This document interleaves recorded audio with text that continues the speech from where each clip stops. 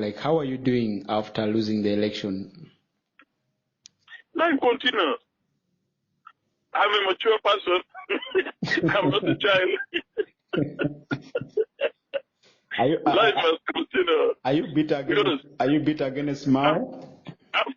After Parliament, what next? That should have been. That is the first question any member of Parliament must ask himself or herself. On the first day, the day you are sworn in, you must ask yourself, after Parliament, what next? Because politics is not a do or die.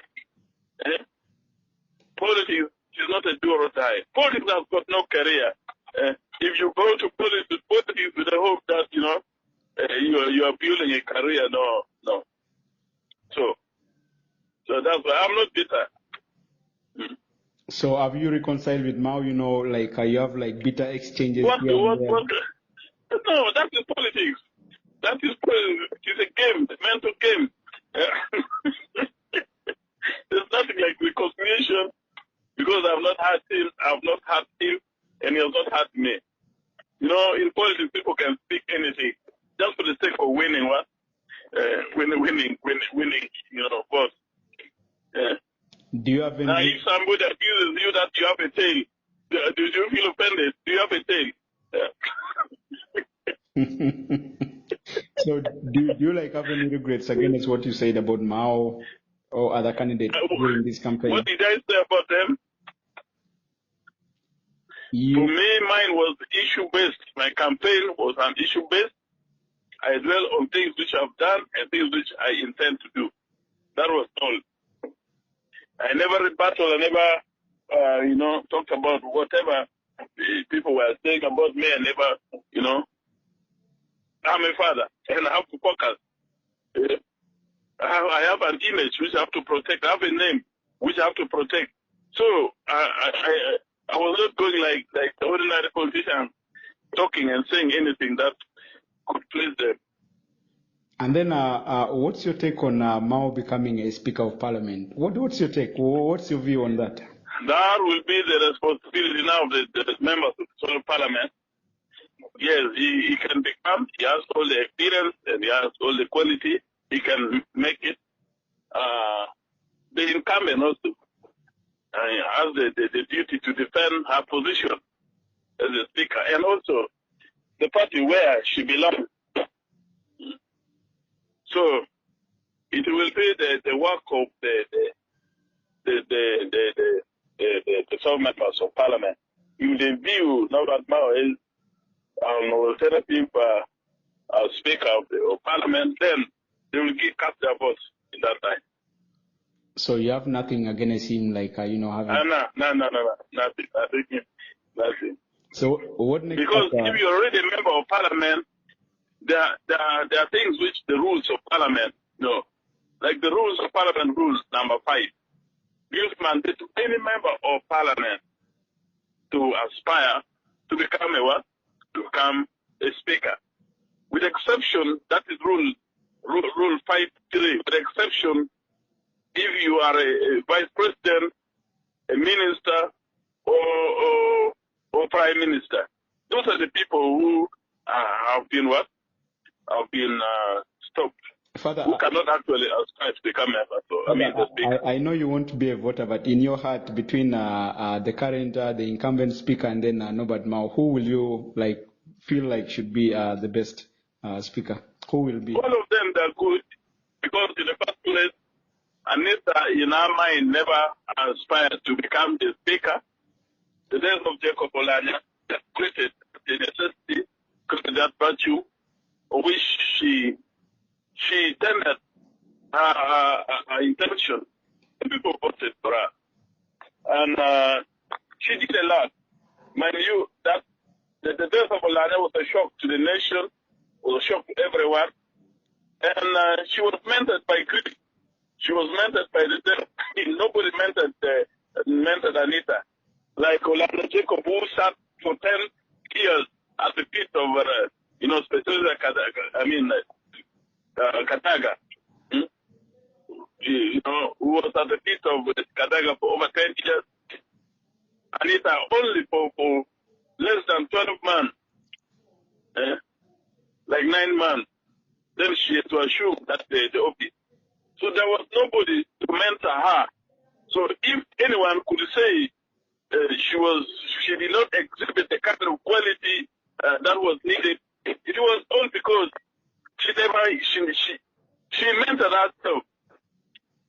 You see, and we give credit to her. In our kind of leadership, we have seen great bills. I mean, so many bills passed, and remember that was also at the heat of the opposition. She made sure that both opposition and the ruling members, we all debate in a sort of way, and she never showed any kind of or created any disunity. There was great unity, and she was focused. Actually, what I can say. So the coming of Mao, what is he going to add to the what? Yes, he's going to add he's going to add some value to Parliament, because he's a newcomer. People still have a lot of hopes in him. And now the crush that the people have of Anita is what I can say. When Jacob Olanya passed on, journalists used to use social media people. You started posting things. People started seeing the kind of investment Anita was having. The building, our home, the schools, the stadium, the clinical, all those people thought Anita gained those during during our few months as the Speaker of Parliament. But investment of that nature takes time. I'm trying to assume that Anita built the clinical school some years back before even thinking of joining Parliament. So, with all these remarks that you're making, that this seems like you're in support of Anita among the incumbent. No, I'm trying. Because I read things, I read so many comments on social media, so I don't want to react over. Well, that the bitterness, the grudge that she's a corrupt and so forth. It's only that people only woke up to find so many kind of investments which he had already made. So that could also be the better part that so many people have of Anita. But above all, she's a good speaker. So very good. I asked you like a question between Mao and Anita Mong. Who in your heart would you support? If I were a voter, I would vote for Anita. I would vote for Anita for continuity. Secondly, because continuity, one, she assumed the office which she never expected. She assumed the office upon the demise of Jacob Olanya. Without anybody mentoring her, she led the Parliament effectively, and that's the credit. What I could say, she was a speaker plus. And secondly, in Africa, we don't value women to lead. Africans do not actually believe that a woman can lead. They believe women, their position is in the kitchen. They are always to listen and so forth. Leadership is for men. But Anita defied that odd. She has defied the odd. And mind you, if Thomas Tayewa had the courage, he should have been the one to declare his intention to unseat the speaker. But upon observing the leadership of the speaker, he decided not to declare his intention. The one who could have caused chaos and on the speakership could have been the deputy speaker. That is what I can say. So what do you look at? Because the current speakers, the Speaker of Parliament, the Deputy Speaker of Parliament, they all came from opposition, and now also Mao is coming from the opposition. What's your take on this, as someone who analyzes the politics of Uganda? The opposition, now they came from They came from opposition. Now he is still an opposition. He is the president general of the Democratic Party, within the opposition, those in alliance, those in cooperation with the ruling government. But you know, a snake is a snake. You cannot say after shedding the scales, the snake has changed. So he still have the color of the what? The snake's venom. So what's next for you? What are you up to right now after May, when your mandate as a member of parliament for Laropeche ends?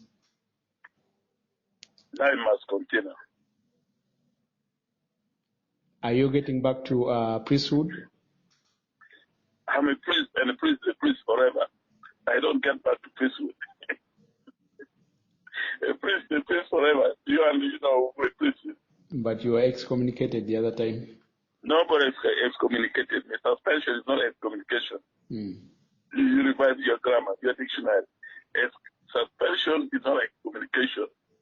For one to be excommunicated, listen. But that's for one to be excommunicated, according to the church law, according to the canon law, is when somebody has joined another faith, or when somebody has caused a scandal, or created his own church. That is when one can be excommunicated. But also, so my suspension is suspension ad divinia. So in Latin, suspension ad divinia means a person has been temporarily, not an indefinite past, temporarily stopped from A, B, C, D because what he has opted to do. But also, I read the letter. It came with like that you have to apologize. Are you going to apologize? For what they say, joining politics, active politics. Apologize to who? To the church?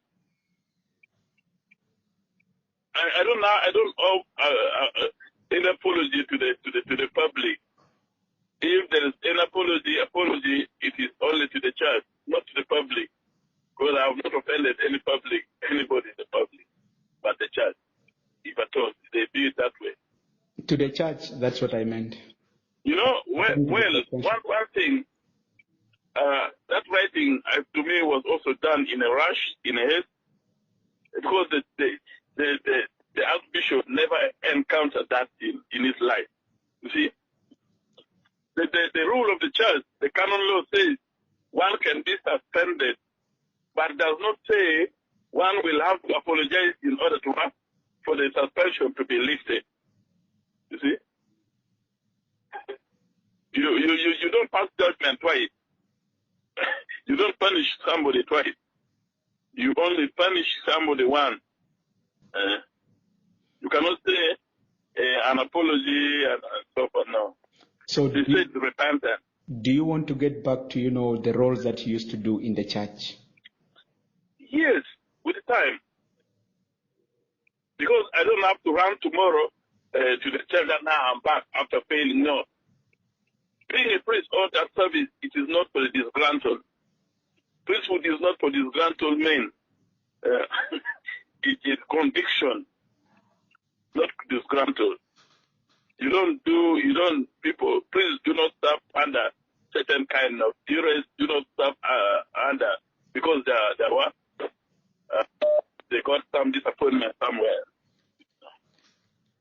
Thank you so much for your time, Father, and I appreciate all the comments that you have made. I hope you have got what you wanted. Yes, I have got it, and also that is what you wanted to make. Thank you so much.